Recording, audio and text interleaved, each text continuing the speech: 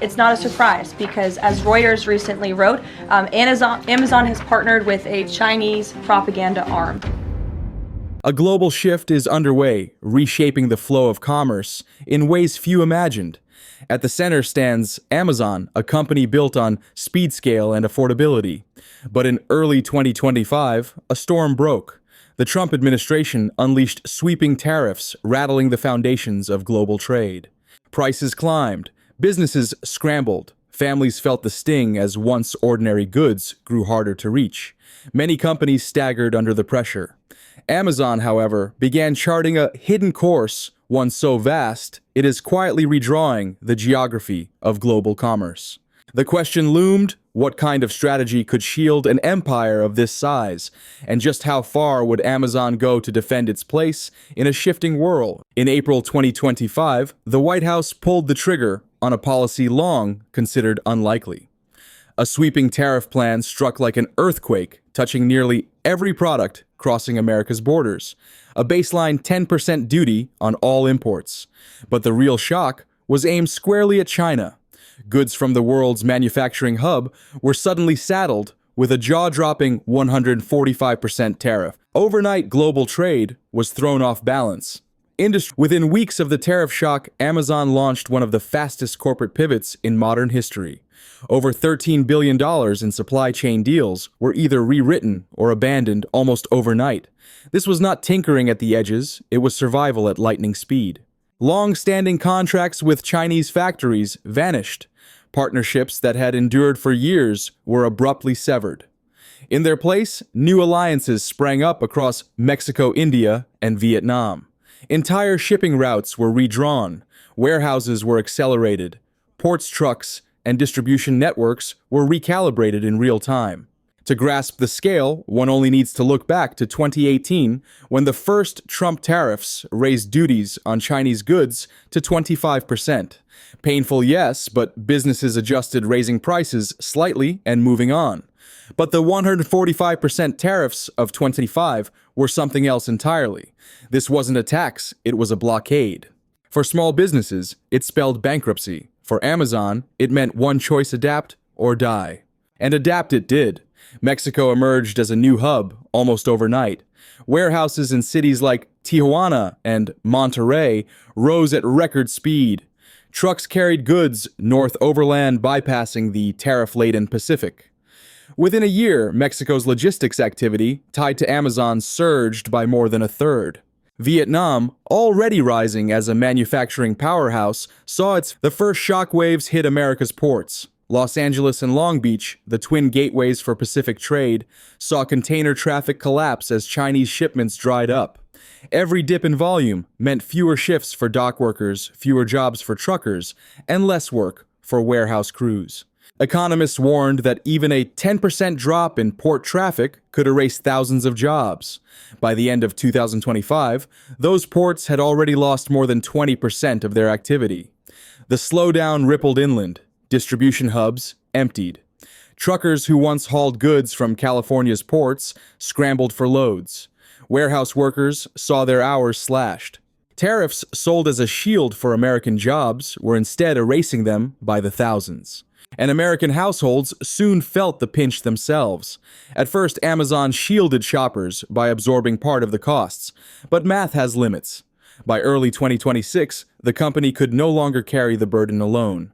Prices began climbing 10 to 20% higher for everyday goods, electronics, clothing, home essentials.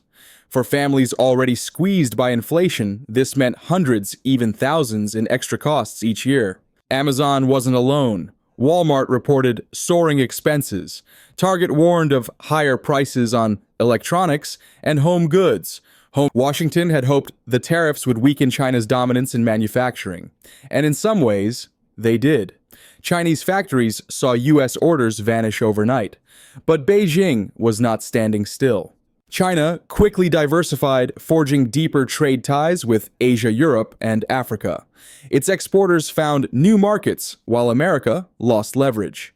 The void left by China's reduced U.S. trade was rapidly filled by nations like Mexico, Vietnam, and India, each rising higher in the global supply chain thanks to Amazon's pivot.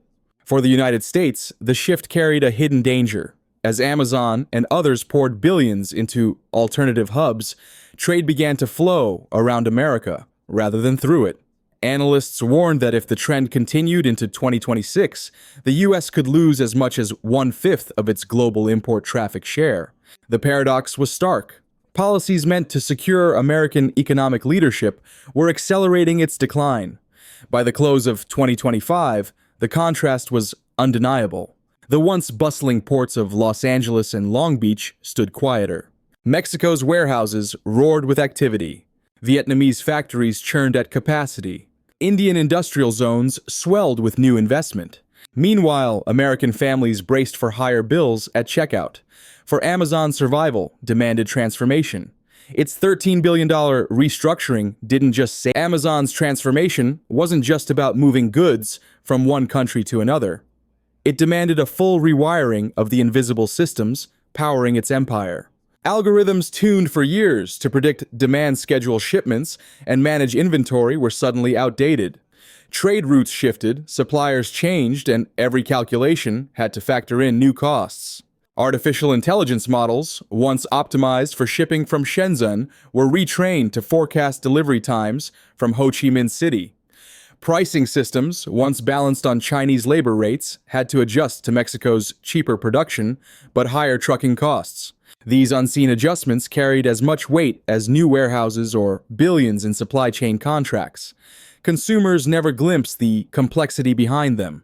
What they notice are the results delivery times, product availability, and the numbers on price tags. By mid-2025, cracks became visible in American homes. Electronics that once sold for $800 now edged past $1,000. Clothing orders stretched weeks longer.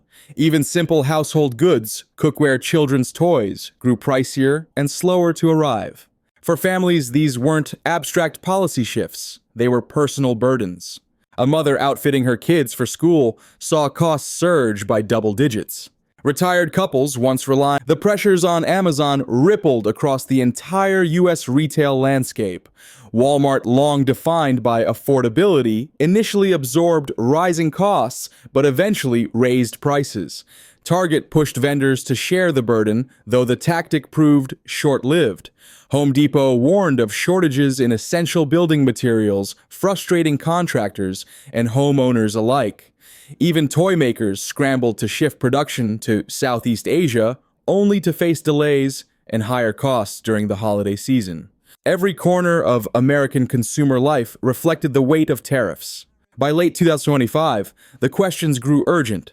Could America sustain a retail sector battered by rising costs and shrinking margins? Would consumers continue to shoulder the burden, or would spending grind to a halt? And perhaps most crucially, had the U.S. traded away its long-term influence in global trade for the illusion of short-term strength? Amazon had made its move. It had shifted, adapted, and endured. But the broader story stretched far beyond one company. What unfolded revealed the new rules of globalization. Resilience belongs to those who can pivot fastest, those who cannot risk being left behind. Tariffs did not rebuild American industry.